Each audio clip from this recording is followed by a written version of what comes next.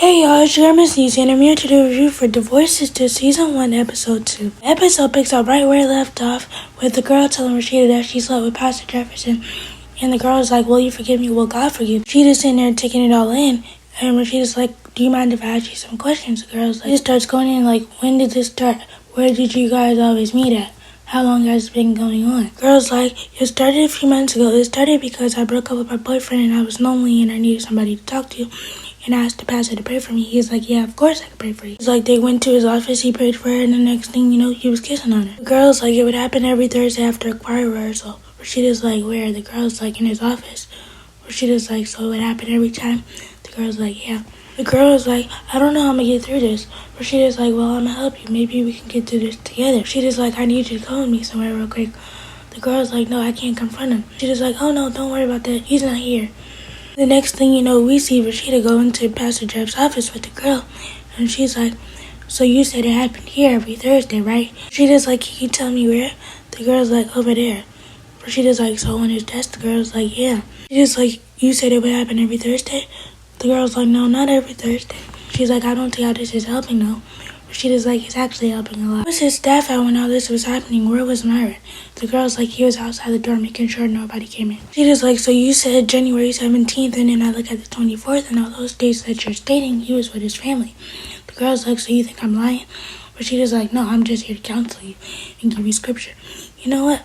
I'm gonna actually read you my favorite. She had read her Psalm 37 and she's like, is that last part about your husband? Rashida's like, no, that last part is about you. The girl's like, I am not wicked. I'm telling the truth. Rashida's like, well, are you? Because you come in here lying, telling the story. Basically, the girl lied about it and she's like, I'll get a lawyer. She's like, I just wanted justice and I wanted you to help me. Rashida's like, well, if you wanted justice so bad, you would have went to the police instead of getting a lawyer. Little do you know that there's cameras in his office, and they're all day cameras, and I don't see you anywhere on the dates that you're saying that you're here. And there's also 4 cameras in my office, so everything that you said has been recorded. It's like, so you best get to praying before you know what happens to your life. So I wish you the best on your struggle. The girl leaves, and that's when Bridget comes in, and she's like, First Lady, I have your dress. Because mind you, before Rashida and the girl went into Pastor Jefferson's office, Bridget stopped her and told her that she was going to get her dressed for the banquet tonight. So Bridget was like, what was that about? Rashida was like, it was another one. You know I can't trust these hoes. Bridget's like, yeah, they need to find something else better to do. But as the pastor confirmed Franklin coming for the night, Rashida's like, I haven't talked to him. Bridget's like, all day? Rashida's like, Bridget, don't do that. Bridget's like, I'm just saying it's a good thing that you look out for him the way that you do. We're at the law firm. We see Geneva in her office and she's looking all stressed out. Then she gets a knock on her door from her assistant. The assistant's like, there's a Javon here to see you. He's been calling the phone about 100 times and it's given very stalkish behavior. Would you like for me to send him in? Geneva's like, yeah. She looks very flustered, like something had went on between the two. The assistant leaves to get Javon, and while she's doing that, Geneva calls Rashida and tells her that she needs to come over and talk to her. Rashida's like, is everything okay?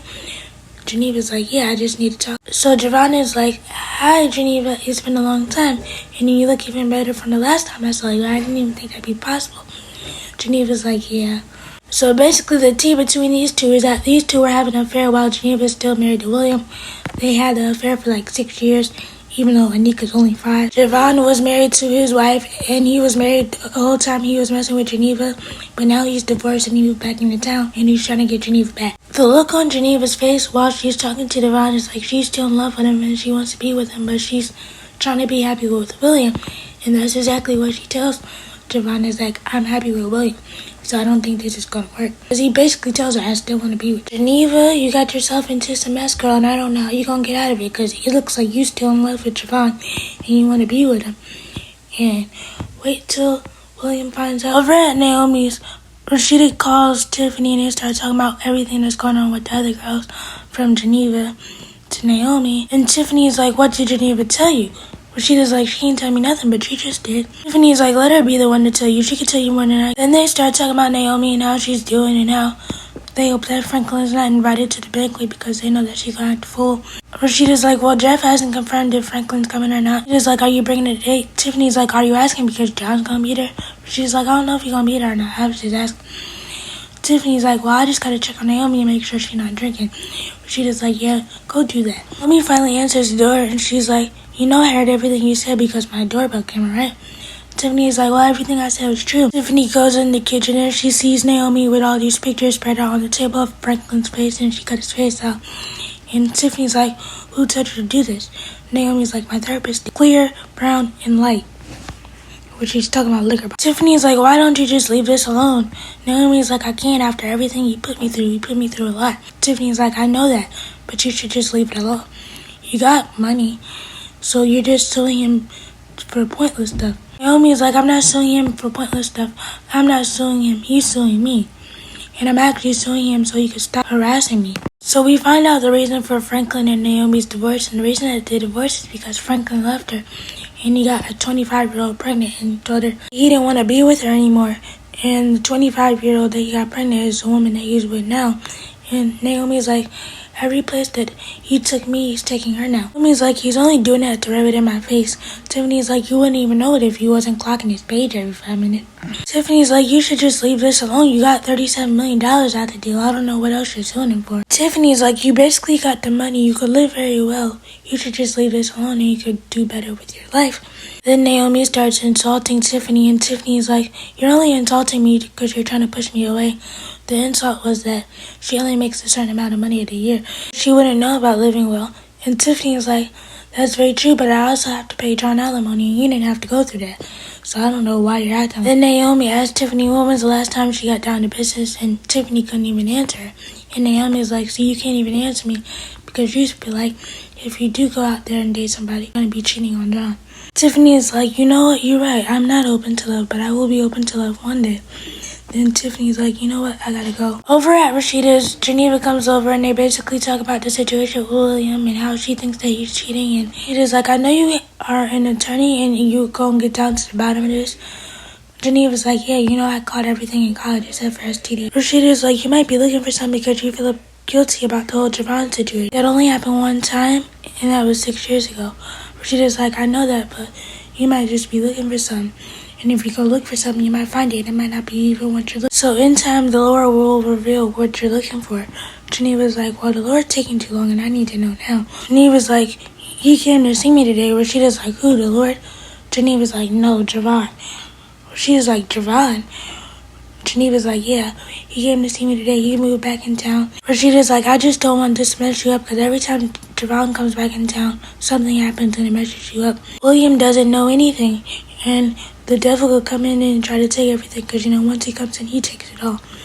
Geneva's like, well, William's a great guy, but Javon, he's something different, and he could give me something that I need to feel. Geneva's like, you know what, pray for me, sis. Rashida's like, oh, I will, but you need to learn how to pray for yourself. Over at Bridget's, while she's steaming her clothes, she gets a call from her friend Calvin, or Calvin, whatever his name is. He calls her and tells her that her boyfriend quit the job that they was working together on, and he was the one that got him the job because Bridget called in a favor like she always does to get him jobs. And the friend is like, you know you can do so much better, and Bridget's not trying to hear that, so she rushes him off the phone. That's when her boyfriend comes in, and he's like, so he called you to tell you that I quit, right? Because I did quit. Bridget's like, you quit the job, and this is the fourth job I help you get. The boyfriend is like, well, you know I'm a creative and working isn't for me. He's like, I want to be on Instagram and make money that way. Bridget's like, that's not real money. Vaughn is like, yes it is. I know a lot of people that make real money. Bridget, you gotta get with the times, because a lot of people are making good money. But with Vaughn's case, it just seems like he doesn't want to work at all. Then Bridget's like, you know what, we could talk about this later. I gotta get ready. Vaughn is like, you're ready for what? She's like, the church banquet. Vaughn is like, I forgot that's tonight. I'm gonna go get ready too. Bridget's like, in what? This is a black tie event.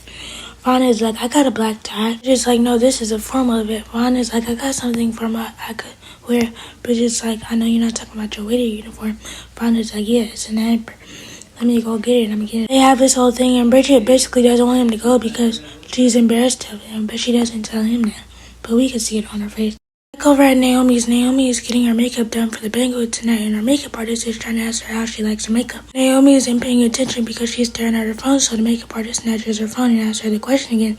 Naomi's like, give me my phone before I fire all of y'all. The makeup artist is like, well, that's good for me because all you do is be rude and be mean. There's no need for that.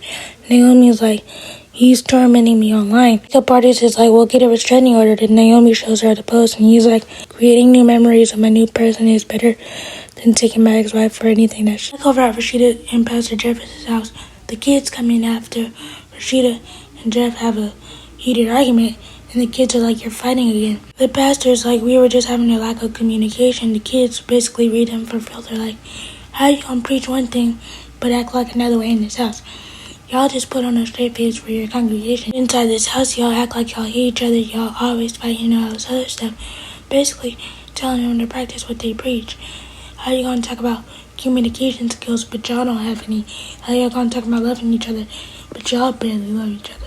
Over at Geneva's, William makes it home, and Anika runs to him, of course. And she's like, Daddy, why didn't you pick me up from school today? William is like, well, I had to work, but I'll pick you up tomorrow, and the day after that, and the day after that. Anika's like, you promise? William is like, of course. And when Geneva and William have a conversation, and William tries to kiss her, and Geneva pushes away, and he's like, did I do something? Geneva's like, no, I just had a long day. William's like, I know it can be a lot dealing with Anika, but it's alright. Geneva's like, dealing with? You think I'm a bad mother? William was like, no, I didn't even say that. Then Geneva's like, you know what? I'm gonna go upstairs and draw me a bath, and you can go take a shower after I get out the bathroom. William was like, so when couldn't we be in the bathroom together? All I'm gonna say is there's definitely gonna be some problems between Geneva, William, and Javon, because the way Javon got Geneva head going is not going well. Back over at Geneva's, it's time for the banquet, and Geneva comes downstairs and she has a little surprise, and Javon's sitting there.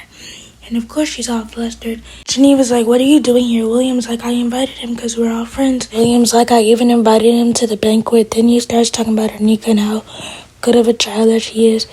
And so William asks Javon, does he want to meet her? Javon, of course, says sure.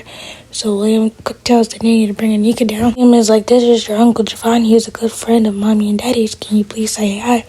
Anika says hi. She's like, my name means graceful.